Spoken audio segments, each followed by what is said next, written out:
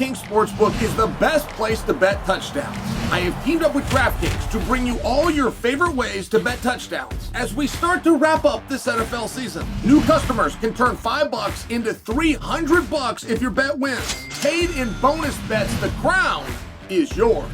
Download the DraftKings Sportsbook app, use the code SONNEN, stay on the action, and use your bonus bets on DraftKings same-game parlays for a shot at an even bigger payout. Love the thrill of live betting? Bet live on star player props and in-progress games right as they happen. If sports betting is not yet available in your state, don't worry. You can still join in on all the fun with DraftKings Daily Fantasy Sports and have the shot to win cash prizes. Download the DraftKings Sportsbook app now. New customers use my promo code SONNEN and bet just $5 on any wager and get $300 in bonus bets if your bet wins. That's promo code SONNEN only at DraftKings Sportsbook.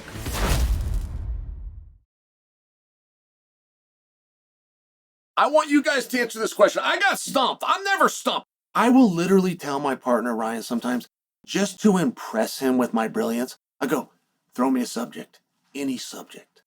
And then I'll sit in the camera and people talk about it. Okay. He asked me one that I think should be a simple question. He meant it as a softball right down the middle. He said, hey, Chael, what fighter has to be on the White House card? And he goes, give me three. Give me three fighters that have to be on the card. I'm like, well, what do you mean? What do you mean have to be? Because Daniel Cormier and I had the same conversation, but it came from the perspective that America must win. Like, as we fade to black and roll the credits, we got to have the red, white, and blue. We got to have somebody wrapped in that flag. And the only way you can guarantee that, you got to call Albuquerque. This was Daniel and I's conversation. So I asked this back to my partner. I said, is that what you mean? And he's like, no, I don't mean that at all. Like, if you're doing a card, who do you have to have on there? I go, well, the only guy I know that they've got penciled in, like, if you're asking me for inside scoop that nobody knows, the only guy they got penciled in is Gable Steveson. And he's likely an undercard, and he's not even currently under contract, and nobody knows about that. His Olympic gold medal is bringing. And he's like, nah, that's not what I mean. He goes, look at all the champions. He goes, wouldn't you say Max has to be on the card? No, Max Holloway. No, I wouldn't say Max has to be on the card. Why would you say that? And he goes, well, look at him. He's exciting as hell. Everybody loves him. He's American. He's a top-ranked guy. He's got a championship. It's like, okay. Max won't be on the card. Max is getting ready to defend that championship in March against Oliveira. But now I'm seeing the game we're playing. I'm not, and I love games like this. Which, by the way, can I make a fight for you?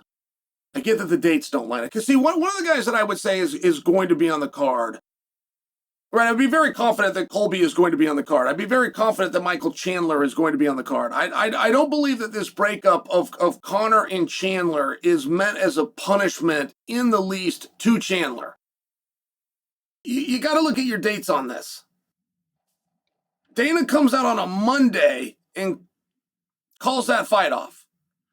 And on Tuesday, Conor comes out publicly and says that he's got a contractual dispute with the UFC and doesn't even think he's under contract. I mean, all of a sudden it starts to make sense. All of a sudden you start going, oh, okay.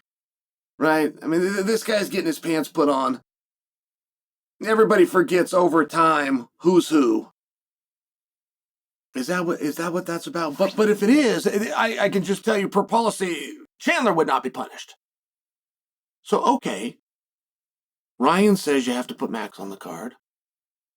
I like the fight of Max versus Chandler. And I get that we're not getting it. I get that the dates don't work out. But Max is moving up to 155 pounds. Max is a champion. Somehow Max and Chandler have never fought. They've never even been discussed. So if he's telling me to throw three fighters at him, I would definitely insert, for the sake of conversation, I would definitely insert the idea, Max Holloway, Michael Chandler for BMF. I would wonder what is going on at heavyweight. I find that to be a peculiar division. I find that historically, and I'm including boxing, I'm even including pro wrestling for that matter, that heavyweight is the perennial class. And somewhere it was stated that we're going to do Surreal and Tom again, and then it was just like open ended. Oh, we'll do it whenever. As though that's like Kayla and Amanda. Hey guys, let's be real honest with each other. The reason we're waiting for Kayla and Amanda is the whole reason Amanda came back is to fight Kayla. Like there is nobody else to fight. There is nobody that steps in and goes, well, give me her on and let it be for an interim. And no. The whole reason Amanda came back is for one person. So if the one person's out, you wait for however long. Let's not act like Surreal and Tom is that, or even remotely close. Surreal versus Tom, just to give you real numbers, and there's actually a reason for this, but Surreal versus Tom is the worst pay-per-view by a factor of 3 of all of 2025. Now, as you're digesting that and going, geez, Chael, where'd you get those numbers? Don't forget, it played at 11 a.m.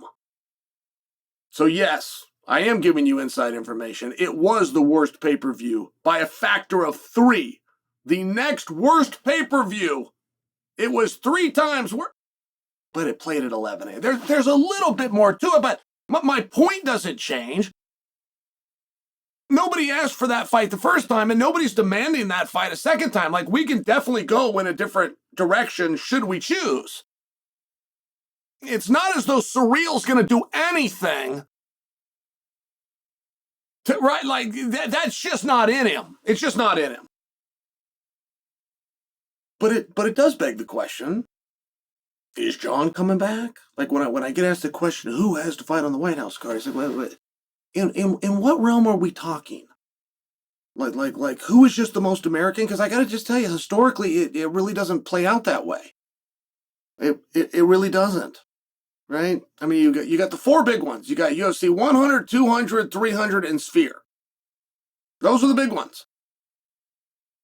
And there was no emphasis put on the fact that an American goes out on top. It just wasn't. So, this is different, though. This is different. You're on the White House lawn. You can make sure an American goes out on top without rigging the deck.